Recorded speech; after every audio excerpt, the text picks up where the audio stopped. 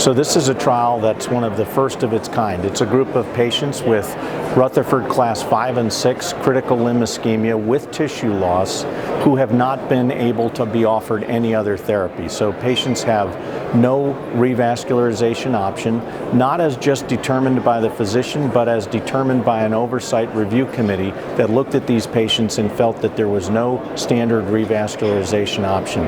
These patients are headed to amputation.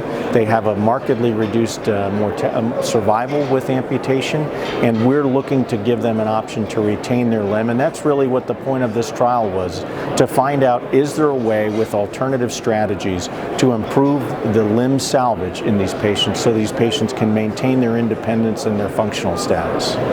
So deep vein arterialization has been suggested by surgeons for almost 100 years. But we've never had anything that was specifically built for that purpose. And this is really the first trial looking at a purpose-built endovascular procedure to create deep vein arterialization. And uniquely, it's in a group of patients who have never been evaluated in any interventional trial in the past. So it combined two very unique things into the same trial for a group of patients who are severely ill, headed to amputation, and really don't have other options for revascularization.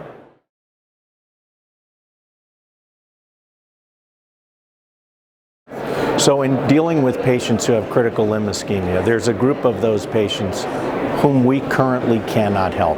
And it is honestly devastating as a physician to send these patients knowing that they're going to wind up with amputations at the end of this process. And it's disabling for them. It's depressing for them. They're in chronic pain because of the discomfort and wounds that they have.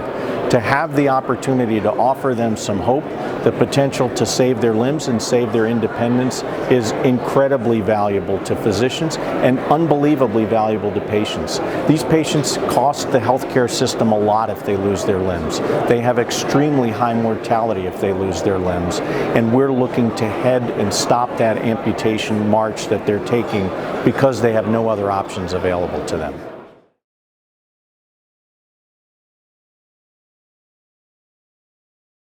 So what we're trying to do in these patients is to save their limbs. And the meaningful endpoint that we had was amputation-free survival at 6 months.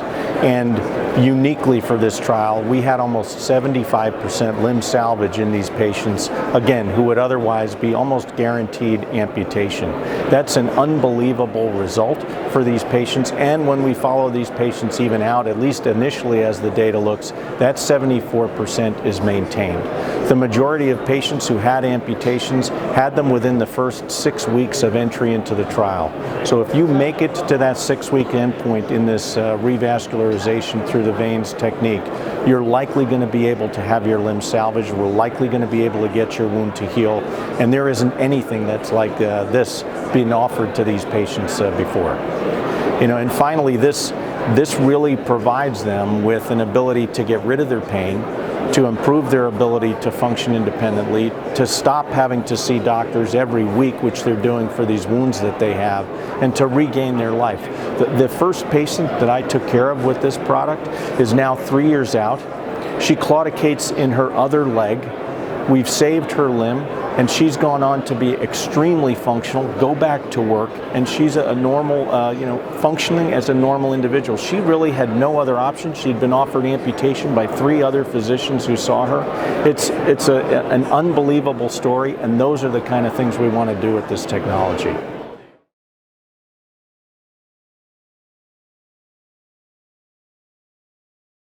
So as a physician who deals with patients who have arterial disease that's led to loss of tissue in the foot, we all have patients where we do an angiogram and we see essentially a dead end artery or only collateral circulation off the end of the artery into the foot into unnamed vessels.